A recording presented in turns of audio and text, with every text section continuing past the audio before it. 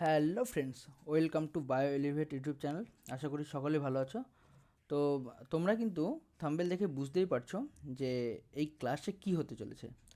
তোমরা সবাই জানো আজকে আমাদের জেন পাস ইউজির এন্ট্রান্স এক্সাম হলো এবং সেই এক্সামে যে কোশ্চেনগুলো এসেছিলো সেই কোশ্চেনগুলোর আমরা কিন্তু এখন সলিউশন করব। ঠিক আছে, যে তোমরা কত পাচ্ছ, কতগুলো ঠিক হলো এবং কোন কোশ্চেনের অ্যান্সার কী হবে সেগুলো কিন্তু আমরা এখন দেখব।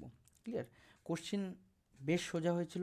হ্যাঁ, এর মধ্যে কিছু মডারেট কোশ্চেনও ছিল যেগুলো একটু কঠিন ছিল। ঠিক আছে, তো যাই হোক, তো ওভারঅল কিন্তু কোশ্চেনের প্যাটার্ন বেশ স্ট্যান্ডার্ড হয়েছে, ভালো হয়েছে যথেষ্ট। ঠিক আছে, চলো তাহলে আমরা দেখে নিই যে আমাদের যে কোশ্চেনের অ্যান্সারগুলো কী হবে। তো টোটাল আমরা বায়োলজি যে পার্টটা আছে সেখান থেকে আমরা স্টার্ট করব। সেটা হচ্ছে আমাদের 41 নম্বর কোশ্চেন থেকে। 41 থেকে 55 অবধি প্রত্যেকটা কোশ্চেন কত মার্কস ক্যারি করছে? 1 মার্কস করে কিন্তু ক্যারি করছে। চলো, বলেছে ইনসুলিনের কাজ কি? First question. এটা খুব সোজা কোশ্চেন ছিল। তোমরা সবাই জানো ইনসুলিনের কাজ হচ্ছে রক্তে গ্লুকোজের মাত্রা নিয়ন্ত্রণ করা। আচ্ছা, বৃদ্ধি নিয়ন্ত্রণ করে কি? গ্রোথ হরমোন জিএইচ বা সোমাটোটপিক হরমোন। আচ্ছা, তারপরে হচ্ছে ফাইট অর ফ্লাইট, এটা কি হচ্ছে আমাদের অ্যাড্রিনালিন। তারপরে টিএসএস থাইরয়েড স্টিমুলেটিং হরমোনকে সংশ্লেষে উদ্দীপিত করা। না, তাহলে এগুলো কোনো কিছু না, তাহলে আমাদের সঠিক উত্তর হয়ে যাচ্ছে সি নম্বরটা। নেক্সট কোশ্চেন আমরা চলে যাচ্ছি 42 নম্বর কোশ্চেন। হ্যাঁ, তোমাদের এই কোশ্চেন নাম্বারগুলো উল্টাপাল্টা হতে পারে কিন্তু অপশানগুলো কিন্তু সেম থাকবে, কারণ সবার সিরিজ তো এক না, সিরিজগুলো আলাদা। তো তোমরা নাম্বারগুলো মিলিয়ে নিও কীরকম হচ্ছে।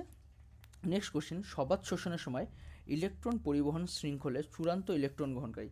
যে আমরা যে সবাত শোষণ পড়েছি অক্সিজেনের উপস্থিতিতে যেটা হয়, ঠিক আছে, সেটা হচ্ছে সবাত শোষণ। সেই সবাত শোষণের সময় আমাদের যে ইলেকট্রন পরিবহন শৃঙ্খল বা তোমরা যেটাকে জানো ইটিএস সাইকেল, ইটিএস, ঠিক আছে, এই সাইকেলে চূড়ান্ত ইলেকট্রন গ্রহণকারী কে? চূড়ান্ত ইলেকট্রন গ্রহণকারী যদি আমরা দেখি তাহলে কিন্তু আমরা নর্মাল জানি অক্সিজেন, কারণ এটা সবাত শোষণ বলেছে। ক্লিয়ার? তাহলে অপশন নম্বর ডি। নেক্সট কোশ্চিন আমাদের 43 নম্বর কোশ্চিন, নিম্নলিখিত কোনটি বংশগতি অসংক্রামক রোগের উদাহরণ? বংশগত মানে জেনেটিক্স হবে বাট সংক্রামিত হবে না। ঠিক আছে, বংশগত অসংক্রামক রোগ, তাহলে এটা কি হবে? এটা হবে আমাদের সিস্টিক ফাইব্রোসিস। তাহলে অপশন নম্বর হয়ে যাচ্ছে আমাদের বি নম্বরটা। নেক্সট চলে আসি 44 নম্বর কোশ্চেন। বলছে how many time does the cell have divided mitotically. বলছে একটি কোষ থেকে কতবার মাইটোসিস হলে পারে 128টি অপত্য কোষ সৃষ্টি হবে। তাহলে এটা যদি নর্মাল আমরা ক্যালকুলেশন জানি, একটা মাইটোসিস বিভাজনে কয়টা অপত্য কোষ সৃষ্টি হয়? একবার একটা মাইটোসিস বিভাজনে দুটো অপত্য কোষ সৃষ্টি হয়। তাহলে বলেছে 128টি অপত্য কোষ সৃষ্টি হতে কতবার মাইটোসিস বিভাজন করতে হবে। ঠিক আছে, তাহলে নর্মালিভাবে তোমরা দেখো একটা থেকে দুটো তৈরি হয়, তাই তো? তাহলে দুটো থেকে কয়টা তৈরি হবে? চারটা, তাই তো? দুটো থেকে চারটা, তাহলে এইটা হচ্ছে 1 নম্বর বিভাজন, আর দুটো থেকে চারটা 2 নম্বর হলো। তাহলে চারটা থেকে কয়টা হবে? চারটা থেকে 8টা, এটা হচ্ছে 3 নম্বর। 8টা থেকে 16টা 4 নম্বর, 16টা থেকে 32টা 5 নম্বর, 32টা থেকে 64টা 6, আর 64টা থেকে 128টা 7। তাহলে কয়বার বিভাজিত হতে হবে? 7বার। তাহলে আমাদের সঠিক উত্তর হয়ে যাচ্ছে এ নম্বরটা। ক্লিয়ার? নেক্সট কোশ্চেন আমরা চলে যাই আমাদের 45 নম্বর কোশ্চেন।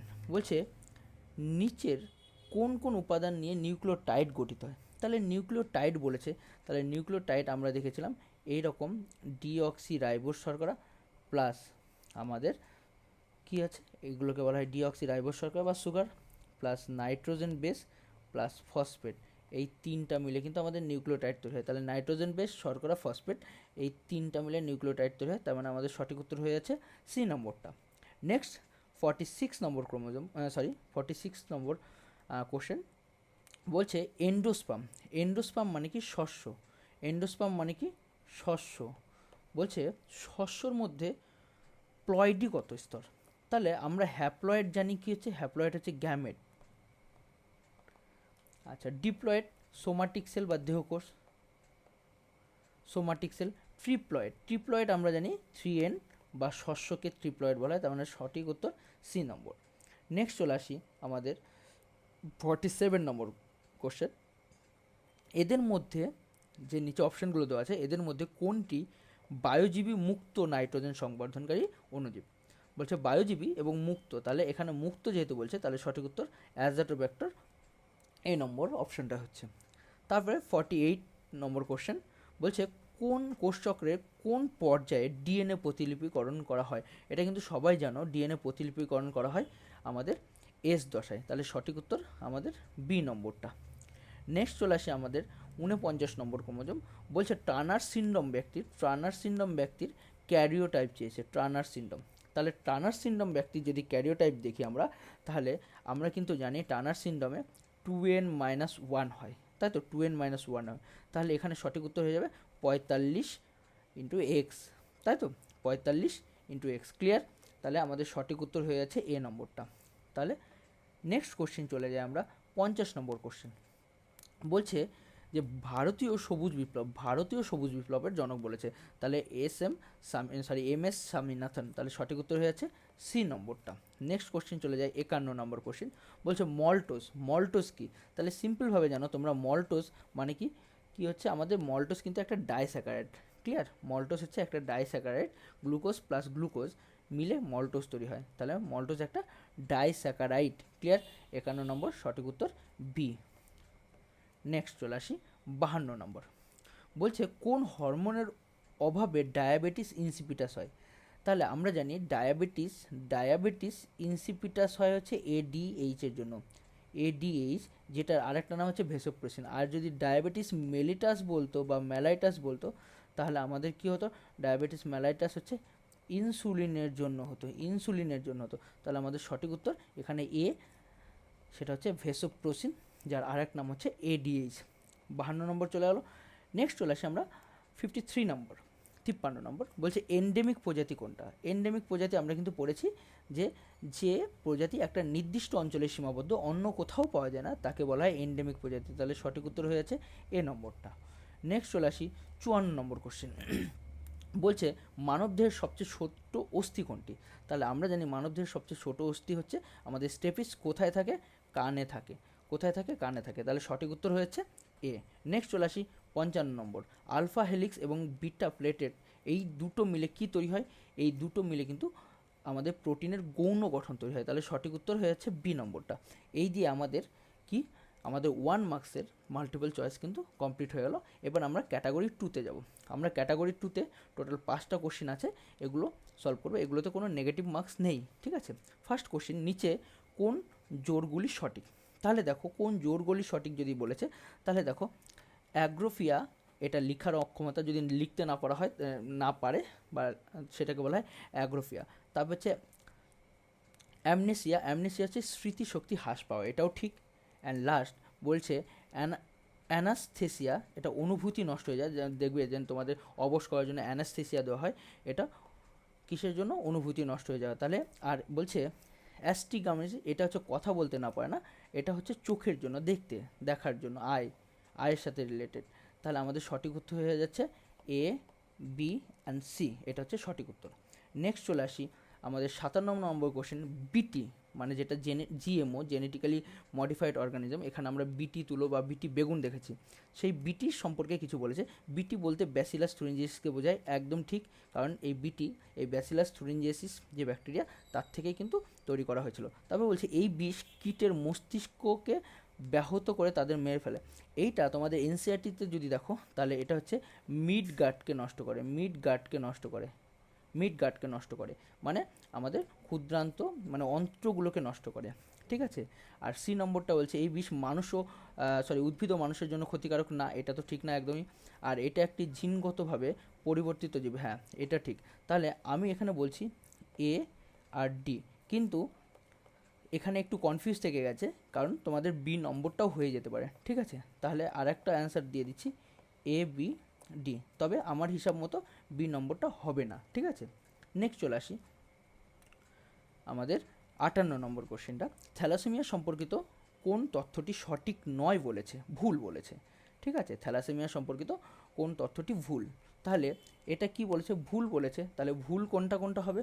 ভুল যদি দেখি আমাদের দেখো থ্যালাসেমিয়া একটি অটোজোমাল প্রচ্ছন্ন ঘটিত রোগ, এটা তো ঠিক একদম থ্যালাসেমিয়া। এটি হিমোগ্লোবিনের বিটা ও গামা, না বিটা ও গামা তো হয় না, তাহলে এটা ভুল হয়ে গেল, বি নম্বরটা ভুল হয়ে গেল। আচ্ছা, তবে থ্যালাসেমিয়া মেজর রোগে গামা ও বিটা শৃঙ্খলে, না এটাও ভুল হয়ে গেল।